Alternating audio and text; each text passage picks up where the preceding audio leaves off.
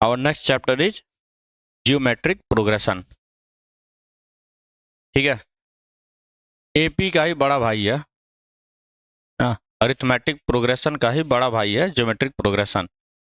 हम लोग geometric arithmetic progression जब एपी पढ़ रहे थे तो उस समय हम लोगों ने बात की थी सीक्वेंस क्या होता है, सीरीज क्या होता है, ठीक है। और वहां मैंने एग्जाम्पल दिया था 2 4 6 8, ये हमारा एपी होता था 2 4 8 16 32।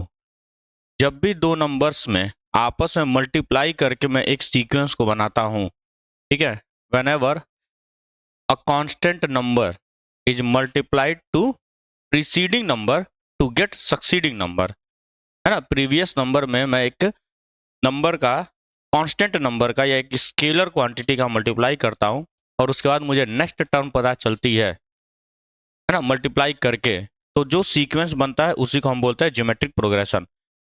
एग्जाम्पल दिया था मैंने 2 4 8 16 32 ऐसे करके। यहाँ पे हर दो नंबर के बीच में 2 का गैप है, लेकिन वो गैप कैसा है, मल्टीप्लिकेशन वाला गैप है, मल्टीप्लाई हुआ है, यहाँ से मल्टीप्लाई हुआ है, यहाँ से मल्टीप्लाई हुआ है, यहाँ से मल्टीप्लाई हुआ है, ठीक है। एपी में याद होगा डिफरेंस सेम होता था क्योंकि गैप सेम था दोनों के बीच का, इसलिए हम वहाँ डिफरेंस निकालते थे। यहाँ अगर तुम डिफरेंस लेने जाओगे 4 - 2 2 होगा, 8 - 4 4 हो जा रहा है, 16 - 8 8 हो जा रहा है, 32 - 16 16 हो जा रहा है। ध्यान से सुनो कैसे यहाँ पे रेशियो कॉन्सेप्ट क्यों लाया गया था। अगर मैं यहाँ भी सेम उसी लॉजिक से चलता हूँ कि हाँ सर मुझे कॉमन डिफरेंस निकालना है, क्योंकि एपी की पहचान ही होती थी कॉमन डिफरेंस, तो उसी थ्योरी को मैं आगे लेकर के चला था कि सर जीपी की भी पहचान मैं किससे बता दूं, कॉमन डिफरेंस से ही बता सकता हूं मैं। तो देखो ऐसा नहीं था कि रात में उठे सो करके उठे और फिर बोले नहीं नहीं डिफरेंस नहीं बोलेंगे रेशियो बोल देंगे। लॉजिक था उसके पीछे, रेशियो बोलने के पीछे। डिफरेंस लिया मैंने 4 - 2, यही काम करते थे हम एपी में, सर 2 आया। अगेन मैंने डिफरेंस लिया 8 - 4 4 आ गया सर। अगेन मैंने क्या किया, डिफरेंस लिया 16 - 8 8 आ गया सर। अगेन मैंने डिफरेंस लिया 32 - 16 16 आ गया। और यहाँ पर लोगों ने क्या देखा, लोगों ने देखा सर डिफरेंस बराबर नहीं है, डिफरेंस बराबर नहीं है, लेकिन एक ये पैटर्न में चल रहा है, ये एक पैटर्न में है। पैटर्न क्या है सर, इसको मैं लिख सकता हूँ 2 की पावर 1, इसको लिख सकता हूँ 2 की पावर 2, इसको लिख सकता हूँ 2 की पावर 3, इसको लिख सकता हूँ 2 की पावर 4। सर यहाँ पे जो कॉमन डिफरेंस है वो पावर्स में चेंज हो रहा है, जिसका बेस सेम है, बेस सेम है 2 2 2 2, लेकिन पावर्स एक्सपोनेंट जो है चेंज हो रहा है 1 2 3 4। तो यहाँ पर फिर लोगों ने क्या कहा हमसे कि सर कॉमन डिफरेंस नहीं निकाला जाएगा क्योंकि वेरी कर रहा है। लेकिन एक चीज है कि ये बेस सेम है, एक एक पावर बढ़ रहा है, दैट मीन्स इनका अगर मैं रेशियो ले लूं 2 की पावर 2 अपॉन में 2 की पावर 1, कितना बचेगा 2। अगर अगर मैं इनका रेशियो ले लूं 2 की पावर 3 अपॉन में 2 की पावर 2, अगेन 2 बच रहा। सर इनका मैं रेशियो ले लूं,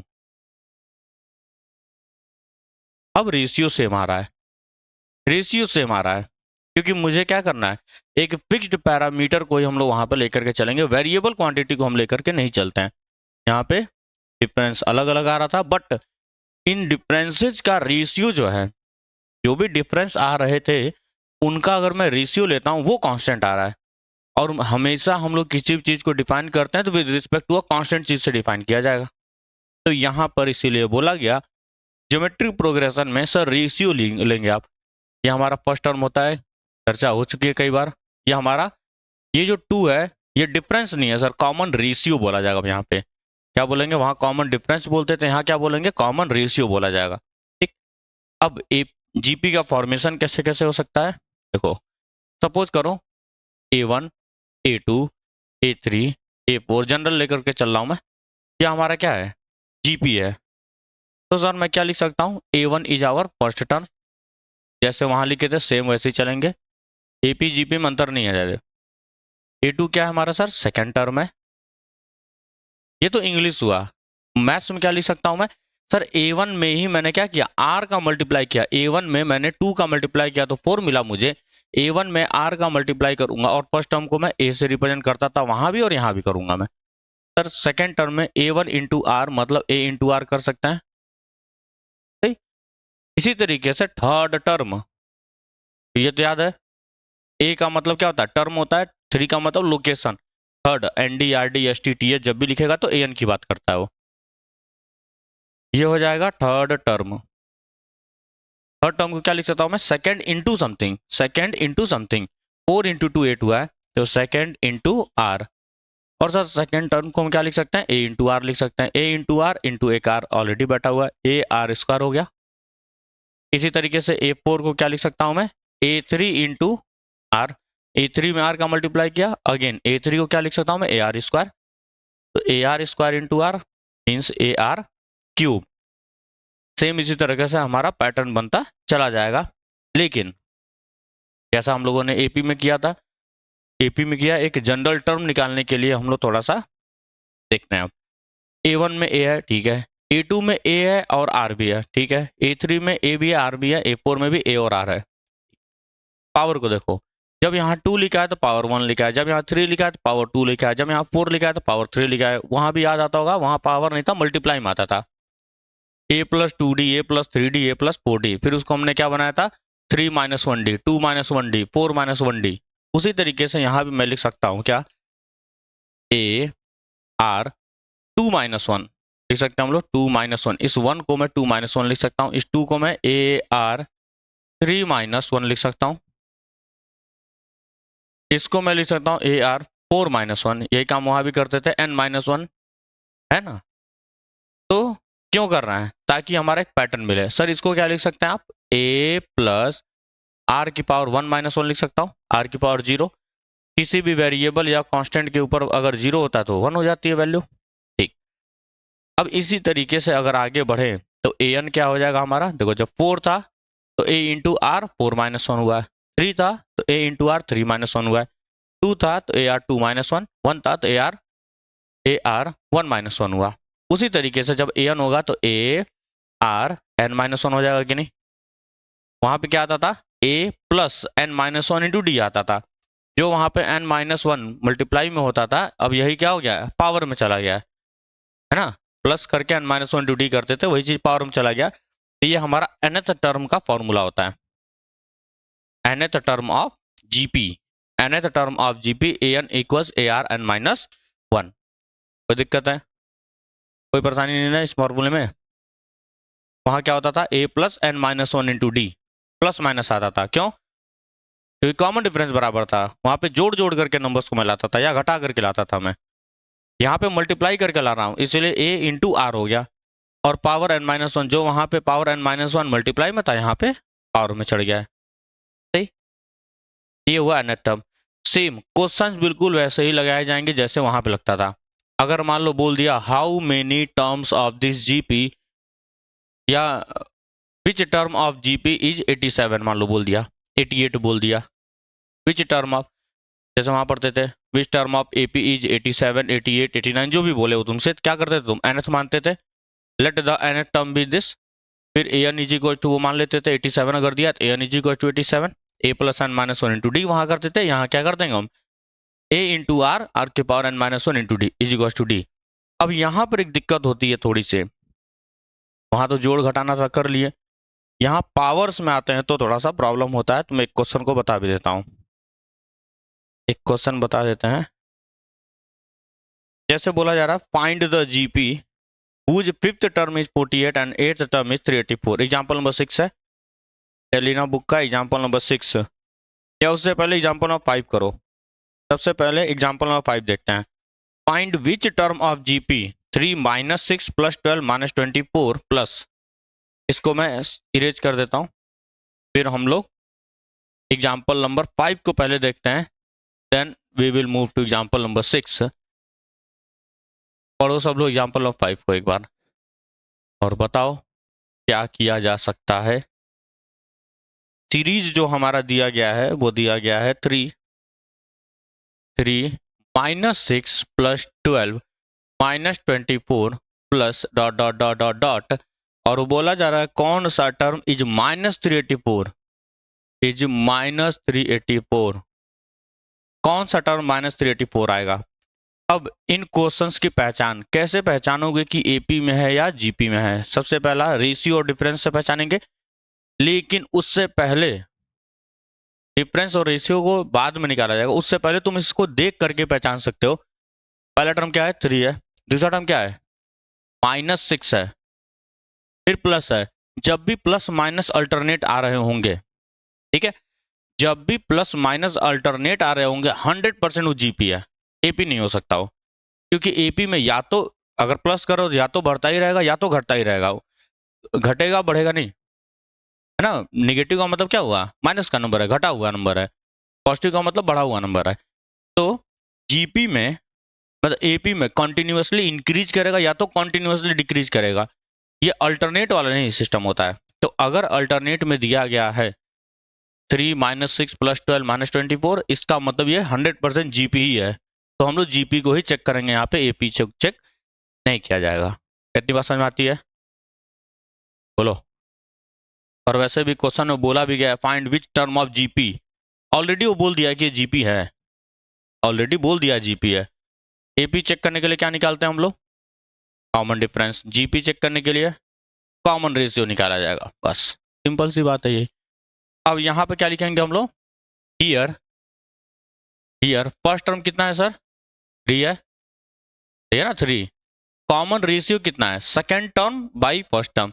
सेकेंड टर्म कितना है? -6 है, इज इक्वल टू -2 आ गया। चेक कर लो। 12 बाई -6 करोगे तो भी -2 आएगा। 24 बाई -24/12 करोगे तो भी -2 आएगा। कॉमन रेशियो बराबर। अब क्योंकि क्वेश्चन ऑलरेडी बोल दिया है जीपी, तो मैं सबको चेक नहीं करूंगा। अगर क्वेश्चन नहीं बोलता जीपी, सिर्फ बोलता कि which of the given series, सिर्फ बोलता, तब मुझे 2-3 रेशियो निकालना पड़ता है बताने के लिए कि इट इज इन जीपी, तो बताना पड़ेगा हमको। अब बोला जा रहा है कौन सा टर्म -384 होगा? विच term of GP is -384? Sir मुझे नहीं पता। हम लोग बचपन से क्या करते थे?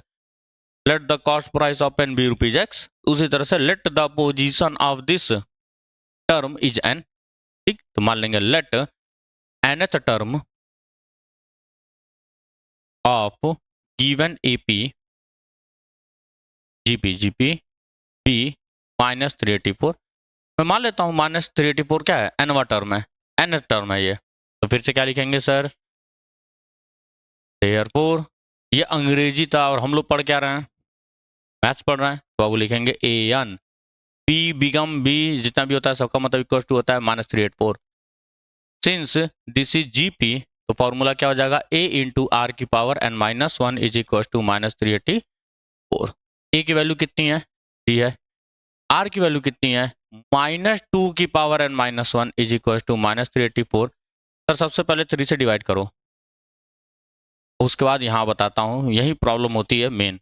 3 से डिवाइड करेंगे तो -313, 326 और 6483, 8 इंटू 3 24 होता है। ये आ गया। अब ध्यान से सुन लो क्या चीज़ है।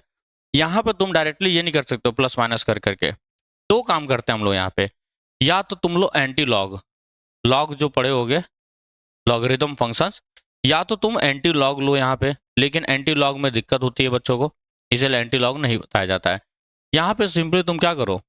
बेसिस को सेम करो। यहाँ बेस क्या है? -2 है कि नहीं है? यहाँ भी -2 ही बनेगा, +2 नहीं बनेगा, इसीलिए यहाँ पे माइनस बचा हुआ है। बात समझ में आती है क्या? -2 इसीलिए यहाँ पे बचा हुआ है। अब एक चीज और याद रखो, अगर पहले बेस को करते हैं हम लोग, -2 के पावर में लिखते हैं। -2 की पावर, 2 की पावर में कितना? ये 128 कितनी बार में होता है?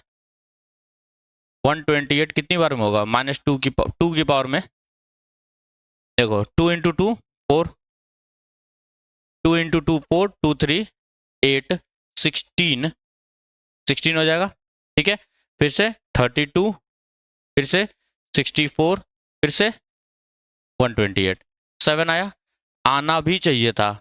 यहाँ पे याद रखना, जब भी निगेटिव नंबर यहाँ लिखे होंगे तो ऑड ही आता है हमारा, क्योंकि ऑड अगर नहीं आएगा सर, अगर ऑड नहीं आएगा तो यह नंबर कभी निगेटिव हो सकता है क्या? ना, पॉजिटिव हो जाएगा नंबर। तो याद रखना, अगर यहाँ माइनस लिखा गया है और अगर ब्रैकेट के अंदर तुम माइनस को लेके जाते हो तो 100% ऑड पावर ही आएगा, इवन नहीं आ सकता। तो यहाँ पे कितना हो जाएगा? 7। ये हम लोग रूल पढ़े हुए हैं। Powers and shirts and indices में कि अगर बेसिस बराबर होते हैं देन पावर्स भी आपस में बराबर हो जाएगा। n-1 is equal to 7, n is equal to 8। अच्छा एक चीज और याद रखना, ये बेसिस अगर सेम होते हैं तो पावर इक्वेट करते हैं, 1 इसमें एप्लीकेबल नहीं होता है, 1 के साथ ये रूल नहीं है, एक बात को याद रखना, 1 के साथ ये रूल नहीं है, आती बात, 1 ये रूल अप्लाई ही नहीं करता है। क्यों? क्योंकि फिर तुम कहने लगोगे 1 की पावर 0 इज इक्वल टू 1 की पावर 1, दोनों बराबर ही होता है सर, कहोगे ना, और फिर अगले स्टेप में तुम क्या लिख दोगे, 0 बराबर 1 एंड यू विल बिकम पापी ऑफ दिस सेंचुरी, 0 को 1 के बराबर कर दिया। 1 के साथ ये रूल अप्लाई नहीं होता है, ठीक है ना, ये बात याद रखना हमेशा। ये बाकी नंबर्स के साथ ये रूल अप्लाई होता है कि अगर बेसिस सेम है तो पावर्स को हम क्या कर सकते हैं, इक्वेट कर सकते हैं, 1 के साथ ये रूल एप्लीकेबल नहीं है। ठीक, चलो तो यहां से हमको पता चल गया n इज 8। अच्छा एक बात बताओ, सपोज करो, इसमें तो नहीं आएगा, इसमें तो हमेशा इंटीजर ही आने वाला है। सपोज करो एपी में तुम ये क्वेश्चन को सॉल्व कर रहे थे और n की वैल्यू आ जाती 8.5। सपोज करो एपी सॉल्व कर रहे हो तुम और n की वैल्यू सॉल्व करके आया 8.5। क्या पॉसिबल है किसी भी टर्म का रोल नंबर, n का मतलब क्या है, रोल नंबर है, किसी बच्चे का रोल नंबर 8.5 होगा? अभी 8 हो या 9 होगा, 8.5 क्या होता है, 8.5 रोल नंबर नहीं हो सकता। डेट मीन्स लोकेशन, किसी भी टर्म का लोकेशन क्या है, इंटीजर के अलावा कुछ नहीं हो सकता है, और वो भी positive integer, means natural number हो सकता है, किसी का रोल नंबर निगेटिव नहीं हो सकता। n की वैल्यू अगर निगेटिव आती है या तो फ्रैक्शन में आता है या तो डेसिमल में आता है, फ्रैक्शन ही डेसिमल है हमारा, अगर इन दोनों में अगर आता है तो एक बार आंसर जरूर चेक कर लेना, हो सकता है कहीं कैलकुलेशन मिस्टेक की होगे तुम, और अगर कैलकुलेशन मिस्टेक नहीं हुआ है तो आंसर सेटिस्फाई नहीं कर रहा है, डेट मीन्स ये टर्म इस सीरीज में लाई ही नहीं करने वाला है, आएगा ही नहीं। जब भी डेसिमल में आएगा एक बार जरूर चेक कर लेना, सीधा मत लिख करके चले आना कि डज नॉट एग्जिस्ट, हो सकता है तुमने कैलकुलेशन का मिस्टेक किया हो। सही है, अब एग्जाम्पल नंबर 6 को देखो, वर्ड प्रॉब्लम है। एग्जाम्पल नंबर 6 वर्ड प्रॉब्लम, ये क्या बोला जा रहा है अच्छा इसी में 5th में ही और आगे भी दिया गया question, also find the 6th term from the end of the given GP. And से बताओ, एंड से बताना है मुझे, तो वहां पढ़े थे हम लोग क्या था, n-r+1 पढ़े थे क्या, फ्रॉम एंड, तो यहां पर भी एक फॉर्मूला बनाया गया है l into 1/r n-1, same वही लॉजिक है, सेम वही लॉजिक है, या तो जीपी को तुम पलट दो या तो तुम जीपी को टर्न कर दो, उल्टा कर दो उसको, ठीक है। लेकिन यहाँ पे अगर उल्टा करोगे तो बाबू ये इन्फानाइट तक गया है कि नहीं मुझे पता ही नहीं है, तो यहाँ उल्टा करने पे नहीं बनेगा, तो यहाँ पे सेम उसी तरीके से फॉर्मूला हम लोग निकालते हैं कि अगर स्टार्टिंग से हम लोग जा रहे हैं, अगर स्टार्टिंग से हम लोग जाते हैं, स्टार्टिंग से कोई 7वें पोजीशन पे है, सपोज करो 10 लोग बैठे हैं, तो एंड से कितना बताएगा, 4 बताएगा, तो n-1 करते थे, उसी को जब सिंप्लीफाई करोगे तुम तो जो nth टर्म फ्रॉम एंड आने वाला है, nth टर्म फ्रॉम एंड आने वाला है, उसका फॉर्मूला बनता है l 1/r की पावर n-1। 1/r क्यों हुआ, 1/r क्यों हुआ, ये उल्टा चल रहा है ना हम लोग, अरे ये फॉर्मूला वही है, देखो यहाँ पे क्या पढ़े हैं फॉर्मूला, ar n-1 पढ़े हैं। ए का मतलब पहला टर्म होता है, जब जीपी को पलट दोगे भैया मेरे, तो पहला टर्म कौन हो जाएगा, लास्ट टर्म हो जाएगा कि नहीं पहला टर्म, इसलिए एल लिखा गया है। अब कॉमन से जो चीज मल्टीप्लाई होकर के जा रहा था, उल्टा चलूंगा तो डिवाइड होकर आ रहा होगा कि नहीं आ रहा होगा, इसलिए 1/r कर दिया गया है फॉर्मूले में, है ना, क्योंकि अब डिवाइड होकर आ रहा होगा, उल्टा हो गया उसी चीज का। एग्जाम्पल नंबर 6 देखो, find the GP, GP find करना है, क्या निकालना पड़ेगा, बस ए और आर, बताया था ना जब भी फॉर्मेशन करना होता है तो ए और डी दोनों चाहिए होगा, इसी तरीके से यहाँ पे ए और आर दोनों चाहिए होगा। इसमें हाँ वही वही किया है, लास्ट टर्म जो पूछा गया है ना, तो इसी को मान लिया गया लास्ट टर्म, -384 को लास्ट टर्म मान लिया गया, क्योंकि उसका आगे हमको पता नहीं है, हमको -384 तक का जानकारी है कि 8वें पे वो बैठा हुआ है, उसके आगे मुझे जानकारी नहीं है, तो मैं उसी को लास्ट टर्म मान करके चलूंगा, ठीक है, और लास्ट टर्म में अगर उल्टा चलूंगा तो उसी को फर्स्ट मान लेंगे हम लोग। आगे बढ़ते हैं, एग्जाम्पल नंबर 6 वर्ड प्रॉब्लम है, ध्यान से पढ़ लो जरा। Find the GP, GP find करना, तुरंत तुम्हारे दिमाग में क्लिक करना चाहिए कि हमको क्या क्या निकालना है, ए और आर निकालना है, ए और आर दो अननोन है कि नहीं है, तो मिनिमम कितने इक्वेशन बनाने पड़ेंगे? 2 इक्वेशन। 2 इक्वेशन बनाने के लिए कितनी कंडीशन चाहिए होगी? 2 कंडीशन। तो अब क्वेश्चन में ढूंढो वो 2 कंडीशंस क्या है। क्वेश्चन मैंने पढ़ा नहीं अभी तक। अरे क्या खोए हुए हो तुम? क्या हो गया, नाश्ता नहीं करोगे क्या? मिला है ना नाश्ता? अब क्या टेंशन में है? टिफिन लिए हो? टिफिन नहीं लिया, यही टेंशन में है। कैसे दोपहर में एक हिला देना, इसको शेयर कर लेना लो। टेंशन बहुत ज्यादा है। 11 बजे तब क्या टिफिन, तब क्या टेंशन में है? टेंशन में तो बैठा ही हुआ है एकदम ऐसे करके, टिफिन नहीं बना आज, क्या होगा मेरा। Find the GP whose fifth term is 48 and eighth term is 384। Question में सर चिल्ला चिल्ला करके बोल रहा है फाइंड द जीपी, मतलब ए और आर निकालना है। क्वेश्चन पूरा पढ़ा नहीं था मैंने, दिमाग में मेरा रास्ता बन चुका है। जब तक रास्ता नहीं पता होगा चलने में मजा नहीं आएगा। सही, तो ए और आर निकालना हमको। ए और आर दो अननोन, 2 इक्वेशन बनाना पड़ेगा क्योंकि 2 कंडीशन चाहिए होंगी। सही, अब दोनों कंडीशन को देखो। फिफ्थ टर्म इज 48 लिखा गया है, अंग्रेजी वो लिख देता हूं पहले मैं। Fifth term is 48 and eighth term is 384। ये बोला गया हमसे। सर इस इंग्लिश का मैथ क्या होता है? A5 होता है। इज का मतलब इक्वल टू होता है, 48 का मतलब 48 ही होता है। जैसे मैंने बोला था, जैसे ही ये चीज लिखो कहीं दिख जाए तुरंत एक्सपेंड करो इसको। क्या हो जाएगा ये? ए आर की पावर 4 हो जाएगा, 48 होगा ना। ए आर की पावर 4 हो जाएगा। ठीक है, यहां पर आओ। A8 इज का मतलब equal to 384। Sir this will become a r की power 7 equals 384। Sir this is our first condition and this is our second condition. क्या किया जाए? डिवाइड। डिवाइड किया जाएगा। एपी में क्या बताया था, हमेशा क्या करेंगे? एलिमिनेशन मेथड, एलिमिनेट कर देंगे क्योंकि ए हमेशा सिंगल पावर में आता है। ए एलिमिनेट हो जाएगा, एलिमिनेशन वहां लगाते हैं। यहाँ पे क्या लगाएंगे? हमेशा डिवाइड करना, हमेशा ही डिवाइड करना। और डिवीजन में क्या होगा? न्यूमरेटर में हमेशा आर का बड़ा वाला पावर आएगा, ठीक है। डिनोमिनेटर में आर का हमेशा छोटा वाला पावर। आर का यहाँ पे 7 पावर है, आर का यहाँ पे 4 पावर है। बड़ा कौन है? 7 बड़ा होता है। तो हम क्या करेंगे? डिवाइडिंग, डिवाइडिंग इक्वेशन 2/1, इक्वेशन 2/इक्वेशन 1। तो न्यूमरेटर सबको पता है सिंस फ्रॉम चाइल्डहुड, बचपन से एलएचएस एलएचएस से डिवाइड होता है एंड आरएचएस आरएचएस से। अब इक्वल बाय इक्वल मत कर देना लो, ये सब डिवाइड ही कर रहे हैं तो equal by equal, equal by equal equal ही होता है। ए से ए कट जाएगा जब भी बेसिस सेम होते हैं तो, और सब्ट्रैक्ट हो जाएगा जब डिवीजन होता है तो। आर की पावर 7 -4 हो जाएगा। अब यहाँ भी मत कर देना होशियारी मार करके, डिवाइड कर दिया गया, मल्टी सॉरी सब्ट्रैक्ट कर दिया गया। 384 से कैंसिल आउट करूंगा, कितनी बार में जाएगा बाबू बताना जरा? 12 बार में जाना चाहिए। 12 यहाँ 12 जाएगा, 12 चौक 48, 12 यहाँ 36, 12 दूनी 24, 8 बार में। ठीक है, तो कितना आ जाएगा? 8 आ गया। अब यहाँ पे देखो आर की पावर 3 इज इक्वल टू 8 आया है। अब देखो यहाँ पे क्या है? बेस अननोन है, पता है क्या आर के बारे में ना, लेकिन पावर नोन है कि नहीं है? जो चीज नोन होता है उसी को राइट साइड में बनाया जाएगा। मतलब मैं यहाँ क्या बनाऊंगा? पावर 3 बनाऊंगा। 8 किसका पावर 3 होता है? 2 का पावर, 2 का पावर 3 8 होता है। तो अगले स्टेप में क्या लिखेंगे? आर का क्यूब इज इक्वल टू 2 का क्यूब। अब जब भी पावर सेम हो गए तो बेसेज आपस में बराबर हो जाएंगे। तो आर की वैल्यू कितनी आ गई? 2। किसी भी एक इक्वेशन में वैल्यू चिपकाओ, आंसर आ जाएगा। यही चिपका लेते हैं फ्रॉम इक्वेशन 1 क्योंकि छोटा है ये। फ्रॉम इक्वेशन 1 2 में करोगे तो 2 की पावर 7 करना पड़ेगा, लेंदी होगा।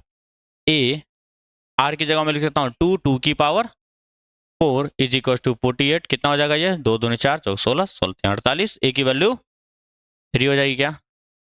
सर ए और आर मुझे मिल गया, अब जो मन करे वो पूछो मुझसे, हर एक चीज बता सकता हूँ मैं।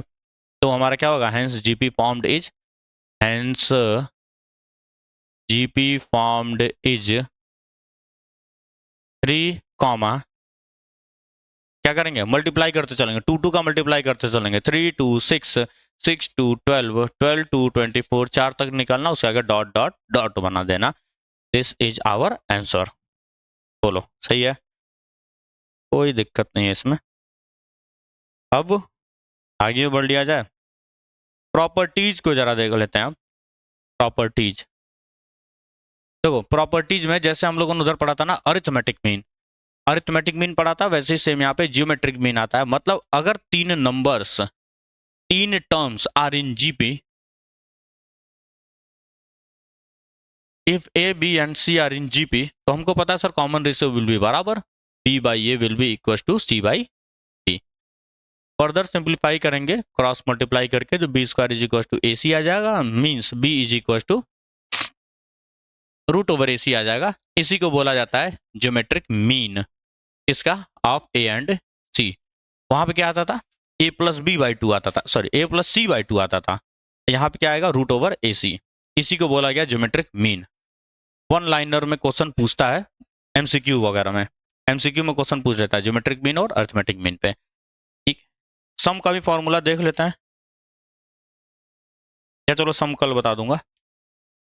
और इसका क्वेश्चंस को लगा लेना, इसके क्वेश्चंस को लगा लेना, इजी है। जैसे एपी सॉल्व हुआ सेम वैसे जीपी सॉल्व होगा, अंतर नहीं है दोनों में।